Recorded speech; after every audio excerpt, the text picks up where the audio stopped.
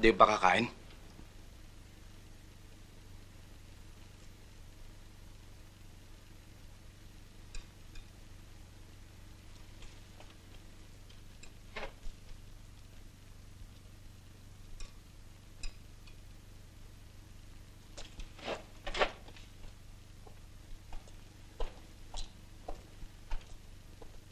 Oh, Elsa.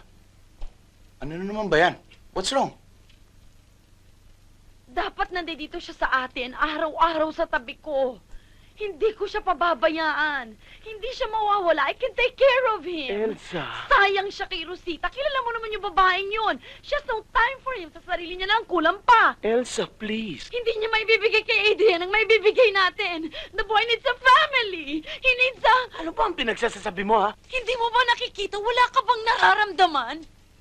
Nung una ko siyang makita, Parang biglang nabuhay sa harapan ko. Nagkalaman. Dinalaw tayo. Tama na, Elsa. Totoo. Gabi-gabi nananaginip ako. Bata. Umiiyak na bata. Tinatanong ako. Tinatanong ko. Bata. Bata pero walang mukha. Tanong lang ng tanong sa akin. Pero si Adrian, nang una ko makita si Adrian, yun ang mukha ng anak ko.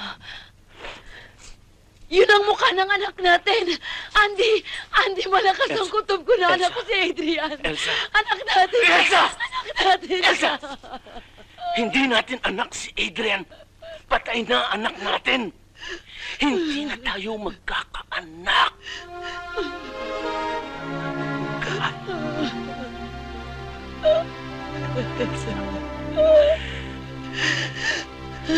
Kailangan pa bang saktan kita para matahimik ka lang?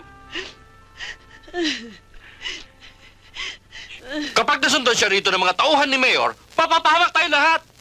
Hindi ka na ba nagsawa ng pag-aakyat ng skandalo sa bahay na ito? Wala na ho kasing ibang mapupuntahan si Levita eh. Kaya dito mo dinala. Ate, galing munti yan. Kapapatay lang ng tao. Gigi, dinouble cross siya. Wala akong pakialam kung dinoble cross siya. Wala akong pakialam kung may kasalanan siya o wala. Sigurado ngayon pinaghahanap na yan ng mga tao. Eh kung di tumatuntun yan. Tayong namimiligro sa ginagawa mo, anak. Ang dami-dami na natin problema. Maawa ka naman sa atin.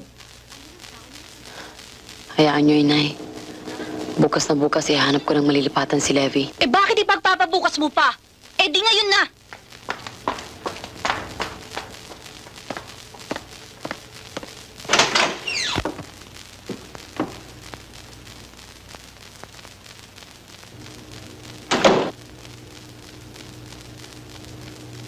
I'm sorry. Naintindihan ko sila. Bukas na bukas, aalis ako. Pupunta ako sa probinsya.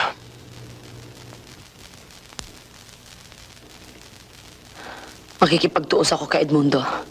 Niloko niya ako. Pabayaan mo na siya sa akin. Sa akin siya may utang. Matagal niya na ako niloloko. Pero patuloy ako nagpaggamit sa kanya. Huwag kang mag-alala. Sanay ako lumaban sa mga hudas. Ilang taon ko siyang pinagtiisan. Gabi-gabi umaate ako para sa kanya sa...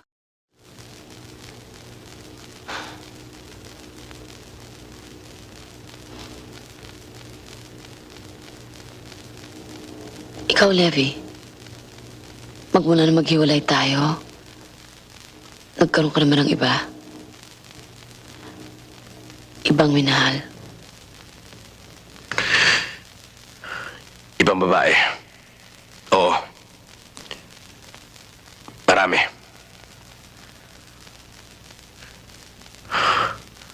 Pero wala akong minahal. Maski isa.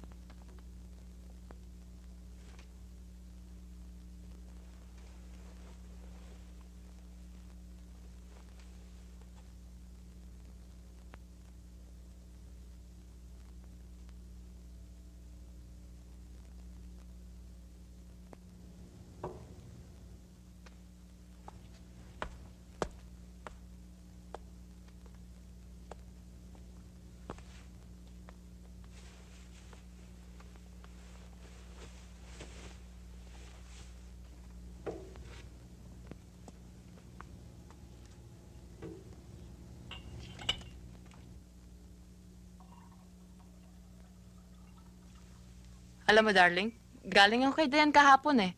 Malapit na matapos yung wedding gown ko. Ang ganda. Sana makita mo.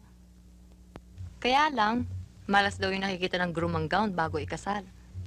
Aya.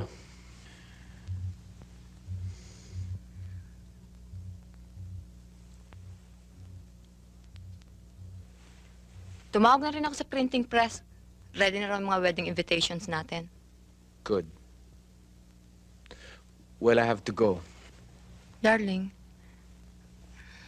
maaga pa naman eh. Have another drink, okay?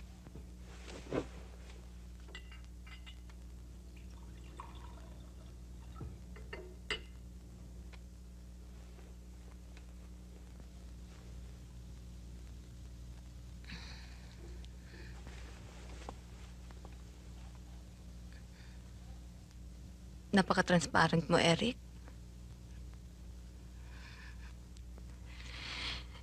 Now tell me, for Christ's sake. Say it! Si Lisa, no? Huwag kang magkakaila sa akin. Alam ko. I'm not... Isang squatter lang ipapalit mo sa akin. Disgrasyada pa. Pakakasalan ko si Lisa.